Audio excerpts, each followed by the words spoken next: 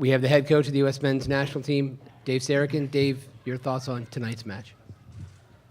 Well, look, I think it was pretty evident we had a kind of a nervous start. I thought the ability to connect passes was a difficult chore for our group early in the game. And when you concede possession against a team like Brazil, it makes it hard. You do a lot of chasing. And I think, the first goal, it was well executed. I think we were a little late getting out to Douglas Costa, and I think Matt may have misread the run, but terrific execution. So it was a situation where you get punished. Penalty I didn't see. But overall, I thought the first half was a little nervy. I thought the second half that we had better moments of using the ball better. I thought our coordination of trying to step out wasn't very good in the first half. We got pulled apart a little bit. I thought the second half was improved. But, overall, this was a great game for us to play. I think these types of games, when you're playing a team like Brazil, who's arguably as good as any team on the planet, it just challenges you in ways that I think will improve this group as we move forward. Dave, I imagine this is what you want to see, despite some of the errors and obviously the defeat over these 6 games and going forward the next couple of years. Right? Yes. It was hard to hear at the beginning. You said this was the kind of games we want to see. Yeah. No, 100%.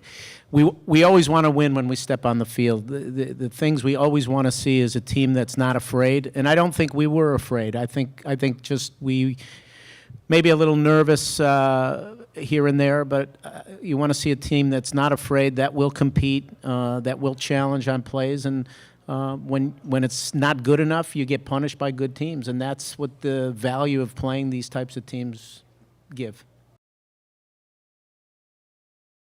Dave, given how much Brazil had the ball, how much did you miss Christian's creativity in the middle to add a little something there? Well, we're always going to miss a guy like Christian in any game, for sure. I think if we had Christian tonight, it's hard to say. I can't say we'd have the ball 40% more of the time, but clearly I think when you add players into the mix that have a certain comfort level and can play out of tight spots like Christian, it would help. So sure, we miss Christian, but I'm not sure it would have changed the way the game went. Dave, you started a 19-year-old Adams, a 20-year-old McKennie in your central midfield. How do you think they did, against Brazil? Yeah. They did like young players would do. I thought they had hit-and-miss moments. I still think, when I watched it, and again, I watched the tape, but I still think there were moments in the game, certainly more in the first half, where we conceded too much possession, specifically for those two guys. But at the same time, I thought as the game went on, I moved Tyler a little bit wider in the second half, but they had moments where I thought it was pretty good. So it was a little bit up and down, is the way I would say it, and that's okay.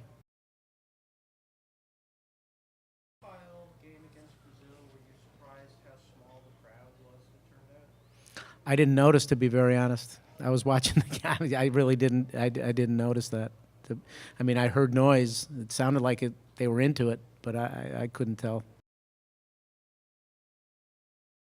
Dave, how would you assess Will Trapp's performance tonight, considering he looked smooth in the midfield with his passing, and of course the penalty seemed like a phantom penalty, but overall, how do you view his performance with how he performed, considering how formidable their midfield is? Yeah, he played, it's a tough position in a sense where, he's the sort of the deeper guy, and certainly in build-up and possession. I thought,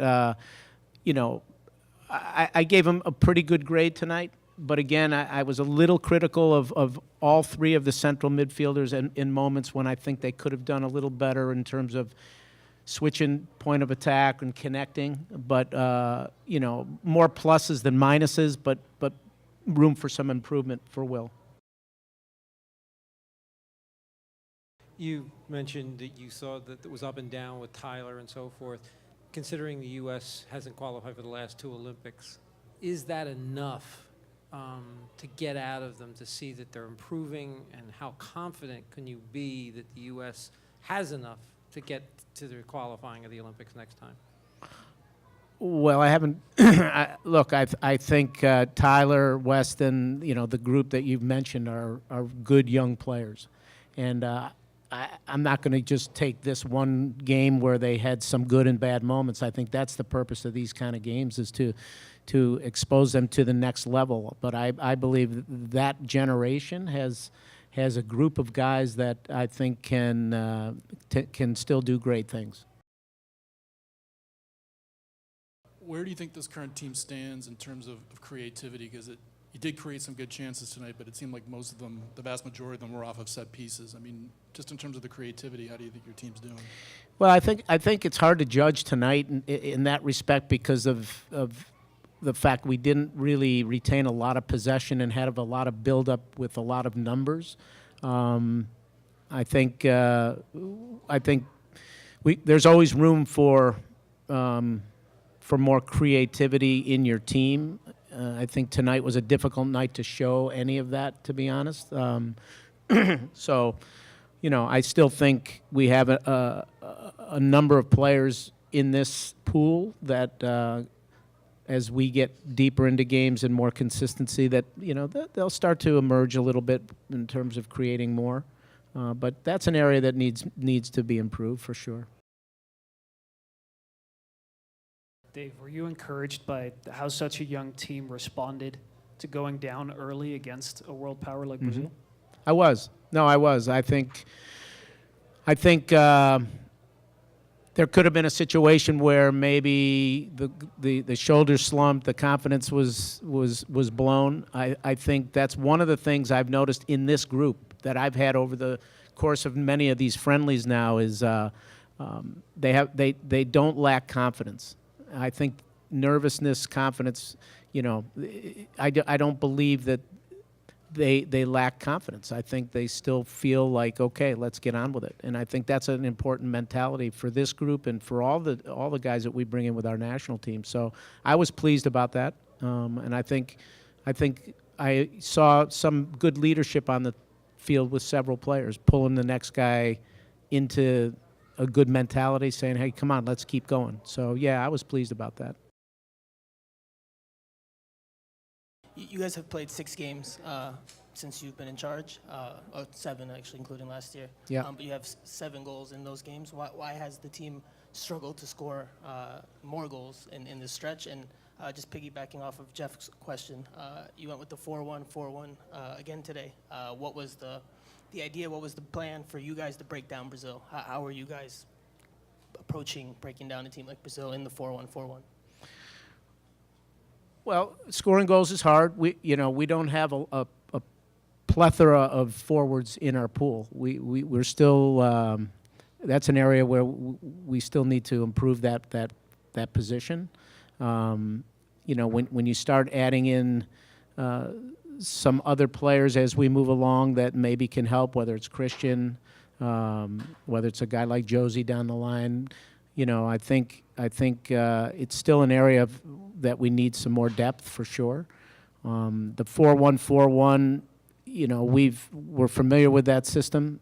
The hope is that we would have the ball a lot more, because in the previous games when we had more possession in that system, not to get too technical, but our wide guys can be more tucked inside. We can release more guys from the center part of the field, both with and without the ball. So, on a night like tonight, when you're doing a lot of defending, it's a tough job for one lone striker without a lot of support. So I don't think the system was the issue tonight. I think it was a little bit of lack of quality, a little bit of lack of patience, and playing against a team that's pretty darn good.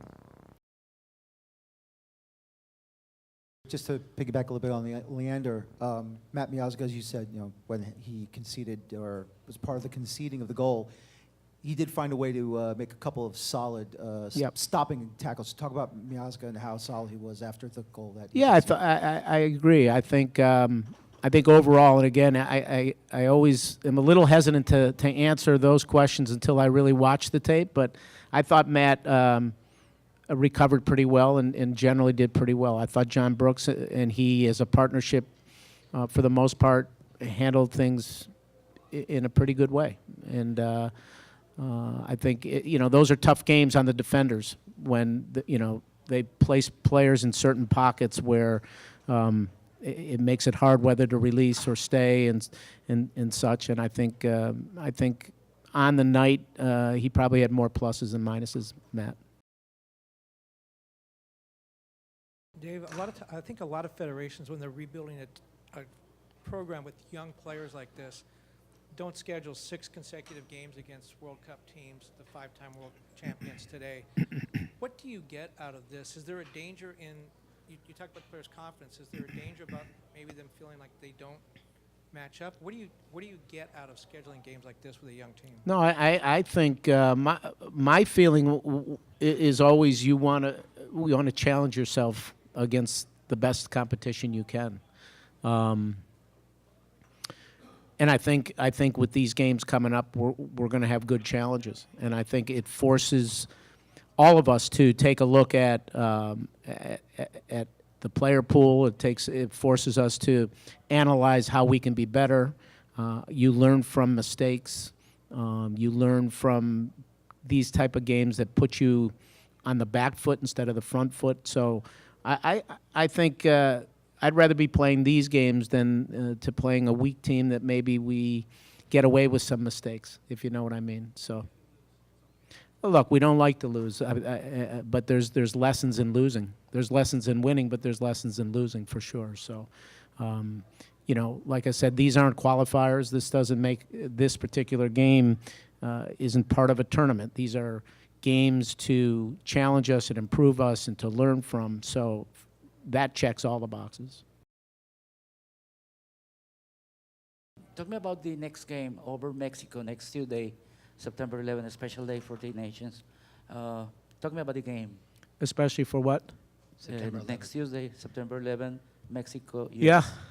Well, look, I got to get past tonight with Brazil, but the focus starting tomorrow will be the game against Mexico. We all know the history between our team and Mexico for all the years in the previous years in games. It's going to add a whole different look than Brazil. I think it's a rival that we've had and will continue to have. I think playing on September 11th, our guys went to the 9/11 memorial this week, and some of these young kids weren't even born then, but I think they came away with a whole new meaning of what went on in this country and what playing really for the United States is all about, and that's the way it always should be anyway. So the game speaks for itself. USA, Mexico is always a rival, always going to be a very intense game. And again, we're going to use that experience for sure in Nashville to further this group along, because that's the team in our region that we're going to have to compete with. You talked about how Mexico is a different look than Brazil. So going forward to that, are you going to look for consistency among the group with the 4-1-4-1, or try to experiment a little bit with trying to get some more attacking? Yeah, I haven't analyzed that yet, but we getting through this game, we're always going to have to sort of assess where the guys on the field are. I hope to make changes for Tuesday. As far as our lineup and system and all the rest, we haven't established that yet. But we always want to try to put the best group on the field that can be the most dangerous to the opponent, and we always try to score goals. So on Tuesday it may look a little bit different depending on how we get out of this game. So we'll start to review that tomorrow, and we'll have a team, I can guarantee you, on Tuesday that's going to step on the field with the same mentality. No fear. We're going to compete. We won't be intimidated. And I look at these as home games. So be good. Thanks, Dave. Okay.